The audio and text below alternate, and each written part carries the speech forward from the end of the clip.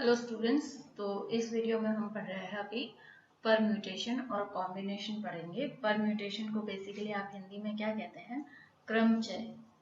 Permutation को हम कहते हैं क्रमचय। ठीक है, डेफिनेशन क्या है इसकी? क्रमचय होता क्या है, परम्यूटेशन क्या है? A permutation is an arrangement of all और part of a set objects with regard to the order of the arrangement. Simple सा मतलब यहाँ पे ये है कि आपके पास कोई नंबर ऑफ ऑब्जेक्ट्स है, मान लो कि n, या तो ये क्या है, n यहाँ पे क्या है, ऑब्जेक्ट्स है। ठीक है, ये ऑब्जेक्ट्स है। अब n नंबर ऑफ ऑब्जेक्ट्स में से या तो सारे के सारे ऑब्जेक्ट या फिर आपने उसमें से कुछ ऑब्जेक्ट्स को सेलेक्ट किया और उनका क्या किया, सेट तैयार किए। सेट तैयार करने में भी कैसे तैयार किए, उनको एक पर्टिकुलर ऑर्डर में अरेंज करते हुए उनके सेट तैयार किए, तो वो हम कहते हैं परम्यूटेशन। ठीक है, अब यहाँ पे आपको जब कॉम्बिनेशन पढ़ेंगे हम तब डिफरेंस देखेंगे तो और ज्यादा क्लियर होगा कि एक्चुअल में क्या है, राइट। तो यहाँ पे फॉर्मूला देखते हैं। सबसे पहले 3 तरह के फॉर्मूले हम यहाँ परम्यूटेशन में यूज करेंगे। ठीक है, NPR is equal to n factorial by n minus r factorial. अब यहाँ पे n फैक्टोरियल का क्या मतलब है? ठीक है, फैक्टोरियल को हम हिंदी में कहते हैं क्रम गुणित। तो फैक्टोरियल का बेसिक सा मतलब है कि n यहाँ पे कोई है, क्या है, ऑब्जेक्ट है, ऑब्जेक्ट के नंबर है, राइट। अब ये जो ऑब्जेक्ट है प्राकृत संख्या में है, तो हम कहेंगे कि n जो प्राकृत संख्या में है नंबर n तथा उससे पहले के जितने भी नंबर होते हैं उन सब का मल्टीप्लीकेशन क्या कहलाएगा, n फैक्टोरियल कहलाएगा। जैसे कि मैं यहाँ पे एग्जाम्पल रख दूं, n की जगह में कोई नंबर रखती हूँ, यहाँ पे मान लो कि 5 रख दिया। ठीक है, अब 5 का फैक्टोरियल का क्या मतलब है, 5 से पहले 5 तथा 5 से पहले जितने भी नेचुरल नंबर है उन सब का मल्टीप्लीकेशन क्या कहलाता है, फैक्टोरियल। ठीक है, जो भी वैल्यू आएगी वो हम 5 फैक्टोरियल के यहाँ बराबर होगी। तो ये चीज समझ में आनी चाहिए परम्यूटेशन, कॉम्बिनेशन या फिर आप प्रोबेबिलिटी पढ़ते हैं उन सब में, राइट। चलो, तो यहाँ पे फर्स्ट जो है वो ये फॉर्मूला रहा। सेकेंड डायरेक्ट जो है, यहाँ पे फर्स्ट फॉर्मूला हम क्यों यूज करते हैं? फर्स्ट फॉर्मूला हम तब यूज करते हैं जब हमने n नंबर ऑफ ऑब्जेक्ट्स में से कुछ r नंबर ऑफ ऑब्जेक्ट्स को सेलेक्ट किया है और उनको एक पर्टिकुलर ऑर्डर में अरेंज करने पर परम्यूटेशन की वैल्यू क्या होगी वो चेक करना है। तब कब करते हैं ये फॉर्मूला यूज? कोई नंबर ऑफ ऑब्जेक्ट सेलेक्ट किए हैं हमने, तब ये फॉर्मूला अप्लाई होता है। दूसरा फॉर्मूला है n factorial. n factorial direct ही जो है वो परम्यूटेशन के बराबर होगा। कब? जब कोई नंबर ऑफ ऑब्जेक्ट आपकी मान लो 10 है और आपको कहा गया है कि इन 10 ऑब्जेक्ट्स को आपको परम्यूटेशन निकालना है। उसमें कुछ भी स्पेसिफाई नहीं किया है कि 10 ये 10 जैसे कि ब्लैक बॉल 5 ब्लैक बॉल है या 5 ब्लैक बॉल और 5 रेड बॉल है, अब इनको जो है पर्टिकुलर ऑर्डर में अरेंज करो किसी भी तरह से। ठीक है, तो वो केस नहीं है, यहाँ पे है कि बॉल है, इनको अरेंज करो उनके परम्यूटेशन में। ठीक है, तो उस केस में जब हम कहते हैं तो वहां पे यहाँ पे n फैक्टोरियल यूज करते हैं, यानी कि कुछ भी स्पेसिफिक नंबर जो है हमने सेलेक्ट नहीं किया है। ओके, अब थर्ड जो पॉइंट है यहाँ पे, उसके लिए जो परम्यूटेशन निकालते हैं वो इस तरह से, इस फॉर्मूले से निकालते हैं। ओके, ये किस तरह, ये कब यूज होता है? मान लो कि आपके पास एक बॉक्स रखा हुआ है। ठीक है, टोटल नंबर ऑफ बॉल्स मान लो इस बॉक्स में 30 है। टोटल नंबर ऑफ बॉक्स में बॉल्स कितनी है? 30 है। 30 बॉल्स में से 10 बॉल जो है वो रेड कलर की है, 10 बॉल ही जो है वो ब्लू कलर की है और 10 बॉल ही मान लो कि ग्रीन कलर की है। ठीक है, तो अब क्या हुआ, यहाँ पे स्पेसिफाई हो गया 10 बॉल अलग अलग कलर की है, ये एक खुद में सेट है 10 बॉल्स का। ठीक है, पर इनको सारे बॉक्स में रखा हुआ है और अब कह रहे हैं हम कि इन 10 बॉल्स को जो अलग अलग है इनको एक पर्टिकुलर सेट में अरेंज करो कि इन 10 बॉल, ये जो 30 बॉल है जो 10 है, इनके कितने सेट पॉसिबल है जब इनको एक पर्टिकुलर ऑर्डर में अरेंज किया जाए, तो कितने सेट पॉसिबल है, तो उसको हम निकालेंगे इस फॉर्मूला से n factorial by p factorial into Q factorial into R factorial. ठीक है, तो ये फॉर्मूलाज हम जब क्वेश्चन करेंगे तब यूज में लेंगे। दूसरा पॉइंट, यहाँ पे आता है सेकेंड कॉम्बिनेशन। कॉम्बिनेशन का सिंपल मतलब क्या होता है, हिंदी में आप कहते हो इसे संचय। डेफिनेशन क्या है, a combination is a selection of all और part of a set of object without regard. ये देखो दोनों में ये जो है नोटिस करने वाली बात है, without regard to the order, without regard to the order in which objects are selected. वापस से मैं ले जाती हूँ आपको परम्यूटेशन पर। देखो यहाँ पे क्या लिखा है, विद रिगार्ड, यानी कि ऑर्डर में, ऑर्डर को ध्यान रखते हुए आपको अरेंजमेंट करने हैं। और यहाँ कॉम्बिनेशन में क्या लिखा है, without regard to the order. Order को आपको ध्यान में रखने की जरूरत नहीं है, किसी भी ऑर्डर में आप अरेंज करो उसको, ठीक है, पर वो कितने अरेंजमेंट पॉसिबल है, कोई ऑर्डर लगाने की जरूरत नहीं है यहाँ पे, ठीक है। तो उस केस में जो है हम कॉम्बिनेशन देखते हैं, जहां हमें कोई ऑर्डर स्पेसिफाई नहीं कर रखा तब। जैसे कि देखो पहले फॉर्मूलाज देखते हैं। फॉर्मूला यहाँ पे कौन सा यूज होंगे, फर्स्ट फॉर्मूला हमने देखा है NCR is equal to n factorial by r factorial into n minus r factorial, ठीक है। पहला फॉर्मूला तो ये है। r क्यों है, r यहाँ पे कुछ नंबर ऑफ ऑब्जेक्ट्स हमने सेलेक्ट किए हैं, number of objects in n में से कुछ नंबर ऑफ ऑब्जेक्ट्स आपने सेलेक्ट किए हैं।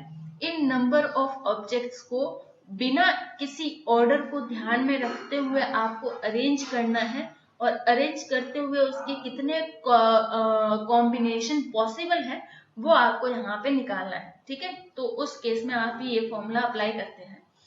नेक्स्ट जो है ये वाला फॉर्मूला आगे देखेंगे हम इसको किस तरह से यूज करेंगे, ठीक है। टोटल नंबर ऑफ कॉम्बिनेशन का यूज करेंगे यहाँ पे, कि एक ही ऑब्जेक्ट में जब अलग अलग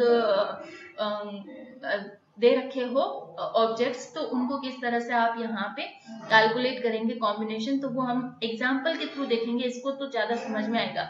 n factorial bye n1 factorial, n2 factorial, n3, n4 कुछ भी हो सकता है, ठीक है, उनका मल्टीप्लीकेशन, राइट। एग्जाम्पल देखते हैं यहाँ पे कि सबसे पहले परम्यूटेशन के यहाँ पे एग्जाम्पल देखेंगे हम कि क्या होता है। देखो बेसिक सा नॉर्मल सा एग्जाम्पल हम यहाँ पे लेंगे परम्यूटेशन का, जैसे कि ये लिया, ओके। अब यहाँ क्या है, r की वैल्यू दे रखी है, तो आप डायरेक्ट n फैक्टोरियल करके नहीं निकाल सकते परम्यूटेशन। क्यों, क्योंकि यहाँ पे आपको r की वैल्यू दे रखी है, यानी कि इन 6 में से कोई 4 ऑब्जेक्ट आपने सेलेक्ट किए हैं और उनको एक ऑर्डर को ध्यान में रखते हुए अरेंज करना है, ठीक है। तो उसके लिए फॉर्मूला क्या है यहाँ पे, n फैक्टोरियल 6 फैक्टोरियल और 6 माइनस 4 फैक्टोरियल। बस इसको सॉल्व करके आप आराम से जो है यहाँ पे निकाल सकते हैं। 6 माइनस 4 फैक्टोरियल किसके बराबर होगा, 2 फैक्टोरियल के बराबर होगा। 6 into 5 into 4 into 3 into 2 into 1 लिख देंगे यहाँ पे। और 2 इंटू 1 लिखने की जरूरत नहीं है, क्योंकि यहाँ पे 2 फैक्टोरियल लिखा हुआ है, तो हम 2 फैक्टोरियल तक ही जाएंगे, ठीक है। यहाँ 2 फैक्टोरियल तक ही जाएंगे तो वो कैंसल आउट हो जाएगा यहाँ पे, ठीक है। ये 2 फैक्टोरियल से 2 फैक्टोरियल कैंसिल हो जाएगा। फिर बस आप क्या करेंगे, यहाँ पे आप मल्टीप्लाई कर दो। 6 इंटू 5 के कितना होता है, 30 होता है। 30 इंटू 4 कितना होता है, 120, ठीक है। तो ये वैल्यू आपकी आ जाएगी, क्लियर। नेक्स्ट देखते हैं एग्जाम्पल एक और क्वेश्चन, जिसमें आपको दे रखा है कि A, B और C है, ये 3 लेटर्स दे रखे हैं। अब इनको क्या करना है, इनमें कोई सिलेक्शन नहीं दे रखा, ठीक है, तो इनको क्या करना है, इनके परम्यूटेशन निकालना है। तो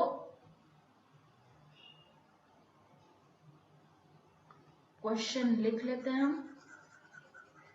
कैलकुलेट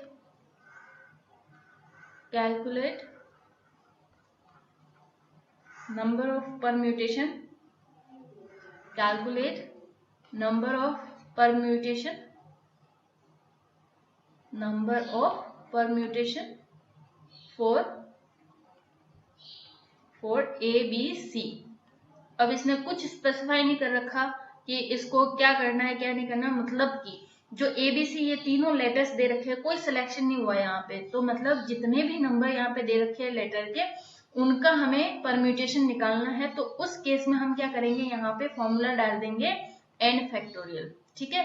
तो n फैक्टोरियल, अब n की वैल्यू क्या है, तो यहाँ पे कितने नंबर है, कितने लेटर है, 1 लेटर, 2 लेटर, 3 लेटर, तो 3 है n। तो n की वैल्यू अगर 3 है तो उस केस में हम क्या लिखेंगे, 3 फैक्टोरियल। 3 फैक्टोरियल लिखेंगे तो क्या लिखेंगे, 3 इंटू 2 इंटू 1। ओके, और ये किसके बराबर हो जाएगा, 6 के बराबर हो जाएगा। मतलब कि हम एक पर्टिकुलर ऑर्डर को ध्यान में रखते हुए ABC को 6 तरह से लिख सकते हैं। जैसे कि यहाँ पे ABC लिख सकते हैं इसको, फिर ABC से आगे बढ़ो, इसे लिख सकते हैं हम ACB, ठीक है। फिर लिख सकते हैं हम इसे BAC, BCA, ठीक है, CAB हो सकता है, और हो सकता है यहाँ पर CBA, CBA। ओके, तो यहाँ पे A जो है यहाँ पे इस प्लेस पे, B, फिर C। तो यहाँ पे आप देखेंगे कि 6 तरह के अरेंजमेंट जो है ABC से पॉसिबल है। कोई भी यहाँ पे रिपीट नहीं हो रहा अपनी पोजीशन पे, कोई भी यहाँ पे जो है वो अरेंजमेंट जो है, सेट जो है वो रिपीट नहीं हो रहा। तो इस तरह से यहाँ पे 6 अरेंजमेंट ABC के पॉसिबल है, और ये किसमें आता है, परम्यूटेशन के केस में होता है, ठीक है। कॉम्बिनेशन के केस में ऐसा नहीं हो सकता, हम आगे डिस्कस करेंगे क्यों नहीं हो सकता। फाइन, चलो नेक्स्ट एक एग्जांपल ले रहे हैं हम, और जिसमें हम देखेंगे जो हमने थर्ड फॉर्मूला पढ़ा है वो देखते हैं। मैथमेटिक्स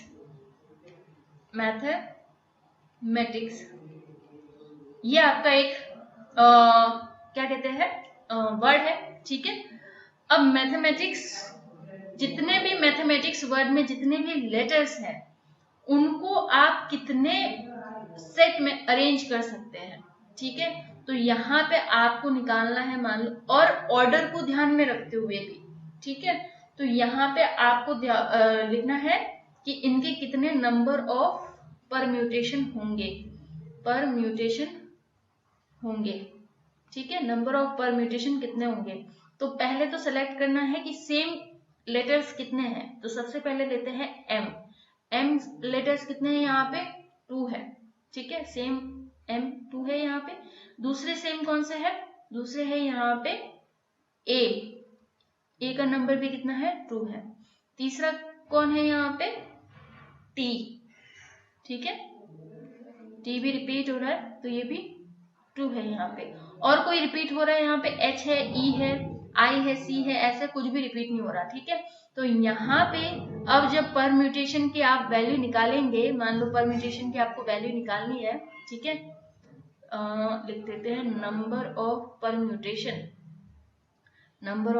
परम्यूटेशन की वैल्यू आप निकालते हैं, तो n लिखना है n factorial by p factorial, q factorial और r फैक्टोरियल, ठीक है। अब नंबर कितने हैं टोटल, कैलकुलेट कर लो, 1 2 3 4 5 6 7 8 9 10 11, right. 11 factorial by 2 factorial 2 factorial 2 factorial. किसके लिए लिखा है, हमने लिखा है M, A और T के लिए, क्लियर। अब बस इसे सॉल्व करना है, ये हो जाएगा, लिख देते हैं हम 11 into 10 into 9 into 8 into 7 into 6 into 5 into 2 4 into 3 into 2 into 1, ठीक है। ये 1 मिनट 1 हो जाएगा आगे, राइट। 1 लिखने की जरूरत नहीं है आपको, ओके। यहाँ पे factorial 2 again 2 into 1 2 into 1, right. 1 का कोई मतलब नहीं है, यहाँ से 2 से क्या कैंसिल हो गया, 2 से ये 4 2 टाइम कैंसिल हो गया, 2 से ये 6 जो है 3 टाइम कैंसिल हो गया, और 2 से ये 8 जो है वो 4 टाइम कैंसिल हो गया। तो अब यहाँ पे अब आप इन सारे नंबर्स को जो है मल्टीप्लाई करेंगे तो आपके पास वैल्यू आती है 498960, ठीक है। तो ये आंसर आता है। तो ये इस तरह से आप इसे सॉल्व कर सकते हैं, फाइन। नेक्स्ट देखते हैं हम यहाँ पे, ये तो हो गए आपके परम्यूटेशन वाले केस। नेक्स्ट देखते हैं हम कॉम्बिनेशन वाले क्वेश्चंस। दो फॉर्मूले देखे हमने भी कॉम्बिनेशन में, दोनों फॉर्मूलों को आपको किस तरह से यूज करना है वो देखेंगे। सबसे पहले एनसीआर वाला फॉर्मूला देखते हैं। जैसे कि एक क्वेश्चन है मान लो कॉम्बिनेशन का, जिसमें लिखा है 24C4। तो यहाँ पे R क्या है, R है यहाँ पे 4, N क्या है 24। तो हम यहाँ पे लिखेंगे कि वैल्यू क्या आएगी, नंबर ऑफ कॉम्बिनेशन कितने होंगे यहाँ पे, नंबर ऑफ कॉम्बिनेशन होंगे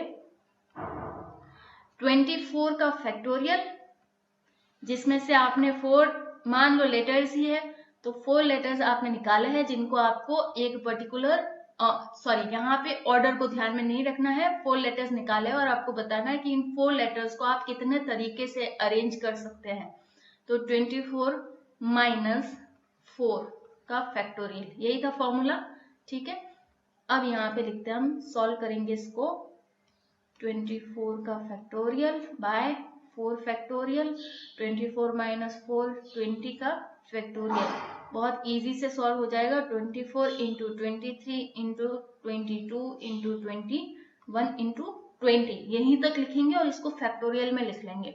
ठीक है, क्योंकि यहाँ पे हमारे पास ऑलरेडी 20 फैक्टोरियल है, तो ये 20 फैक्टोरियल से ये 20 फैक्टोरियल कैंसिल हो जाएगा और 4 को आइए फैक्टोरियल में लिखते हैं 2, 1 लिखने की जरूरत नहीं है यहाँ पे। ठीक है, अब इसको कैंसिल कर देते हैं। यहाँ पे ये हो जाएगा 6 टाइम, ये हो जाएगा 7 टाइम और ये हो जाएगा 11 टाइम।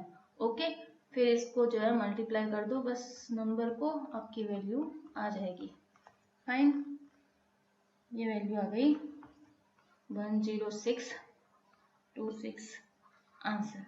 क्लियर? चलो, तो ये एक तरीका है किसी भी नंबर के लिए सेट ऑफ कॉम्बिनेशन निकालने का। ओके, एक क्वेश्चन लेते हैं और देखो, थ्योरेटिकल दे रखा है क्वेश्चन। 13 खिलाड़ियों में से 11 खिलाड़ी कितने प्रकार से चुने जा सकते हैं, कितने प्रकार से चुने जा सकते हैं। ठीक है, 13 प्लेयर्स है हमारे पास, उनमें से आपको 11 प्लेयर को सिलेक्ट करना है। उन 11 प्लेयर को आप कितने तरीके कॉम्बिनेशन में सिलेक्ट कर सकते हैं। ठीक है, तो यहाँ पे हम देखते हैं कि उनको कॉम्बिनेशन में किस तरह से सिलेक्ट करेंगे। हम यहाँ पे कितने तरीके हो सकते हैं सिलेक्ट करने के 11 खिलाड़ियों को यहाँ पे, तो वो देखते हैं कि टोटल तो कितना था, n तो कितना था यहाँ पे 13, r कितना है, इन 13 में से आपको कितनों को लेना है, 11 को लेना है।